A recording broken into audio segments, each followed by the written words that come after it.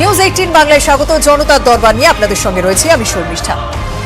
আমরা প্রত্যেকে নিজেদের ভাব প্রকাশ করি যে মাধ্যমে, সেই ভাষাতেও কি রাজনীতি ঢুকে যাচ্ছে? রাজনীতি তো বলা হচ্ছে এখন দেশের সর্বত্র, ভাষাতেও যেমন ঢুকছে তেমন সাধারণের সবথেকে বড় সমস্যা পেট্রোপণ্যের মূল্য বৃদ্ধি, গ্যাসের দাম বৃদ্ধি, সেখানেও রাজনীতি ঢুকছে। ভাষায় রাজনীতি, মানুষের সমস্যায় রাজনীতি আলোচনা হবে, কারণ বলা হচ্ছে এই রাজনীতি দিয়ে যেন চাপিয়ে দেওয়ার একটা চেষ্টা চলছে, কোথাও একটা চুপ করিয়ে দেওয়ার রাজনীতি চলছে। সত্যিই কি তাই? এক দেশ এক ভাষা, সত্যি কি গোটা দেশে এই নীতি চালু করতে চাইছে মোদী সরকার, নাকি হিন্দি ভাষাকে গুরুত্ব দেওয়াটাকে ভালোভাবে নিতে পারছে না অহিন্দি রাজ্যগুলি? দেখুন প্রথমে, जरूरत है कि देश की एक भाषा हो जिसके कारण विदेशी भाषाओं को जगह न मिले। সরকারি অনুষ্ঠান থেকে স্কুলের পাঠ্যক্রম, বারবারই মোদী সরকারের বিরুদ্ধে উঠেছে হিন্দি ভাষাকে চাপিয়ে দেওয়ার অভিযোগ। বিতর্ক হয়েছে, মুখোমুখি দাঁড়িয়েছে উত্তর এবং দক্ষিণ ভারত। কয়েক বছর আগে যেমনটা হয় মোদী সরকারের নতুন শিক্ষানীতির প্রাথমিক খসড়াকে ঘিরে।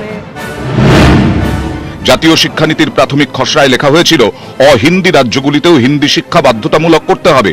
এই খসড়া ঘিরে তুমুল বিতর্ক বাধে, বিরোধিতায় এককাট্টা হয়ে যায় গোটা দক্ষিণ ভারত। প্রশ্ন ওঠে, তবে কি এক দেশ এক ভাষা নীতি চালু করতে চাইছে মোদী সরকার? সেই কারণেই কি অহিন্দি রাজ্যগুলিতেও হিন্দি শিক্ষা বাধ্যতামূলক করা হচ্ছে? বিরোধের মুখে পিছু হটে মোদী সরকার, কিন্তু তাতেও বিতর্ক থামেনি। বিরোধীদের অনেকেরই দাবি, হিন্দি বলয়ের দাপুটে রাজনৈতিক দল বিজেপি, শুরু থেকেই তারা হিন্দি ভাষার পক্ষে সওয়াল করে। সেই কারণেই আন্তর্জাতিক মঞ্চে হিন্দি শোনা যায় নরেন্দ্র মোদীর গলায়, কখনো আবার হিন্দি দিয়ে ইংরেজিকে সরিয়ে দেওয়ার মতো কথা শোনা যায় অমিত শাহের গলায়। जरूरत है कि देश की एक भाषा हो जिसके कारण विदेशी भाषाओं को जगह न मिले। অনেকে আবার এই প্রসঙ্গে টেনে আনছেন প্রয়াত প্রধানমন্ত্রী অটল বিহারী বাজপেয়ীর কথা। প্রথমবার রাষ্ট্রসংঘের সভায় হিন্দিতে ভাষণ দিয়েছিলেন তিনি। मुझे आप सभी का अभिनंदन करते हुए बड़ी प्रसन्नता हो रही है। सदी के उत्तरार्ध में भारत विश्वव्यापी परमाणु निशस्त्रीकरण के अभियान में सबसे आगे रहा। हमने इस संबंध में दुनिया के अन्य देशों के साथ अपनी आवाज़ बुलंद की, मगर उसे अनसुना कर दिया गया।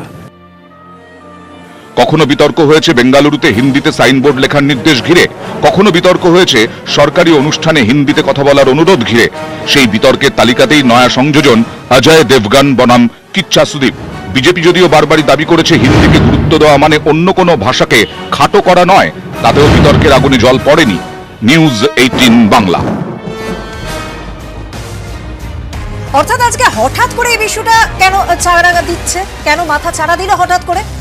দুই ফিল্ম স্টারের মধ্যে বাগযুদ্ধ, রাষ্ট্রীয় ভাষা কি হিন্দি, সেই নিয়ে বাগযুদ্ধ চললো, যেখানেও রাজনীতি ঢুকে পড়লো। কর্ণাটকের প্রাক্তন মুখ্যমন্ত্রী তিনি টুইট করলেন, কর্ণাটকের বর্তমান মুখ্যমন্ত্রী তিনি টুইট করলেন, এবং প্রত্যেকেই বলছেন যে রাষ্ট্রীয় ভাষা হিন্দি কখনো নয়, হতেও পারে না। আমরা সেই বাগবিতণ্ডার দিকে নজর রাখবো। তবে আলোচনা যখন চলবে, আলোচনা আমার সঙ্গে যারা থাকছেন তাদের সঙ্গে পরিচয় করে নিয়ে। আমার সঙ্গে রয়েছেন সাংবাদিক সুমন ভট্টাচার্য, আমার সঙ্গে রয়েছেন অধ্যাপক পঙ্কজ রায়, আমার সঙ্গে রয়েছেন তৃণমূল কংগ্রেস নেতা দেবাংশু ভট্টাচার্য, আমার সঙ্গে রয়েছেন কংগ্রেস নেতা অভিষেক বন্দ্যোপাধ্যায়। সুমনদা, ভাষা হচ্ছে সব থেকে একটা সংবেদনশীল বিষয়। আমরা এই যে কথা বলছি, নিজের ভাব প্রকাশ করছি, ভাষা একটা সব থেকে নরম জায়গা। সেইখানে যে বিরোধীরা অভিযোগ করছে যে এক দেশ এক ভাষা চাপিয়ে দিতে চাইছে, এটা কি সত্যিই সম্ভব, যেখানে দক্ষিণী রাজ্যগুলো তারা তাদের ভাষা সংস্কৃতি নিয়ে অনেক বেশি সংবেদনশীল?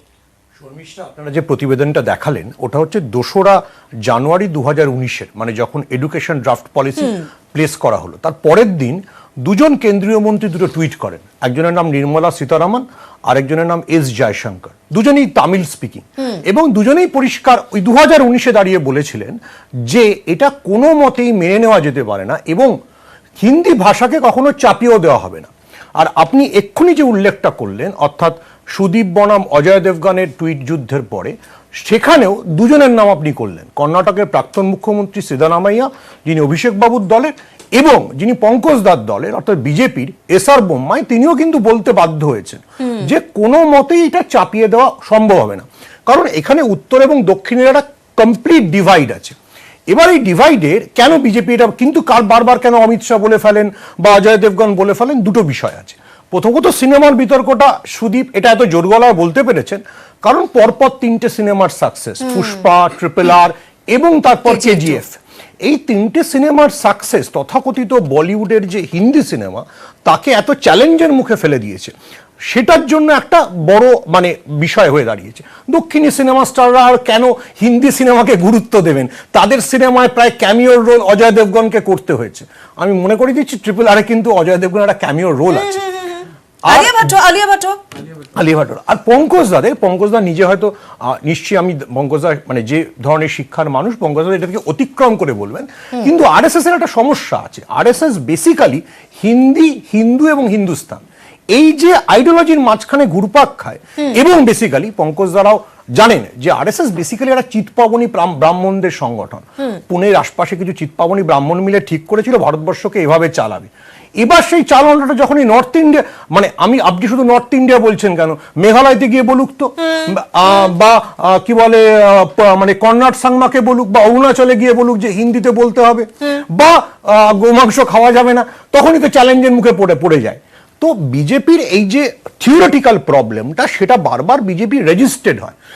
রেজিস্ট্রেড এই কারণে হয় ভারতবর্ষটা বহু ভাষাভাষী ধর্মের বহু ভাষাভাষী বহু ধর্মের দেশ।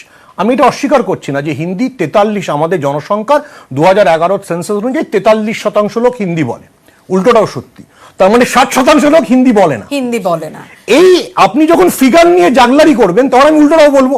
একদম এই ফিগার নিয়ে যখন জাগলারি হচ্ছে, আমি একটু করে আরো একবার শুনবো অমিত শাহ কয়েকদিন আগে তিনি ঠিক কি বলেছিলেন, কারণ তার পরিপ্রেক্ষিতে আমি চলে যাব অধ্যাপক রাজীব চক্রবর্তীর কাছে, কারণ তিনি আমাদের সঙ্গে রয়েছেন। আমি প্রথমে শুনবো অমিত শাহ কয়েকদিন আগে ঠিক কি বলেছিলেন।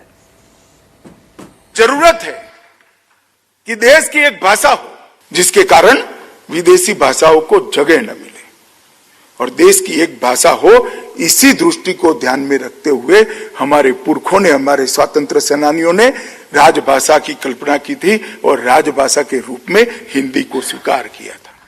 আমি রাজীব চক্রবর্তীর কাছে যাব। আমাদের দেশের যে চেহারা, দেশের যা বৈশিষ্ট্য, আপনার কি মনে হয় হিন্দি কি সত্যি রাষ্ট্রীয় ভাষা হতে পারে? দেখুন, এখানে একটা কথা প্রথমেই বলা দরকার। হিন্দি বলতে আমরা যা বলছি, যে ভাষাকে বলছি, সেইটা আসলে 49টি উপভাষার একটা সম্মিলিত রূপ। হিন্দি বলে কোনো একক ভাষা তো সেই অর্থে নেই। এই 49টা ভাষাকে মিলিয়ে একসাথে হিন্দি বলে একটা বৃহত্তর গোষ্ঠী গঠন করার চেষ্টা করা হয়। এটার পেছনে একটা রাজনীতি আছে, সেই রাজনীতিতে আমি যাচ্ছি না, কিন্তু সেইভাবে দেখতে গেলে হিন্দির মধ্যে খাড়িবুলি আছে, হিন্দির মধ্যে আরো অনেক কিছু রয়েছে। কাজেই হিন্দি কোনো, আমরা যে বলছি না যে আপনারা বললেন যে 60 বা 63% লোক না 43% লোক কথা বলে, তো সেইটা কিন্তু একটা সত্যিকারের ছবি নয়। এর পেছনে রাজনীতিটাই বড় কথা। হিন্দি বলে কোনো আলাদা এত বড় ভাষাগোষ্ঠী নেই, তার মধ্যে অনেকগুলি ভাষাগোষ্ঠীর মিশ্রণ। তার মানে বলছেন যে কোথাও একটা রাজনীতি করা হচ্ছে, অর্থাৎ সত্যি যে অভিযোগ বিরোধীরা করছে যে চাপিয়ে দেওয়া হচ্ছে, এবং ভাষা যখন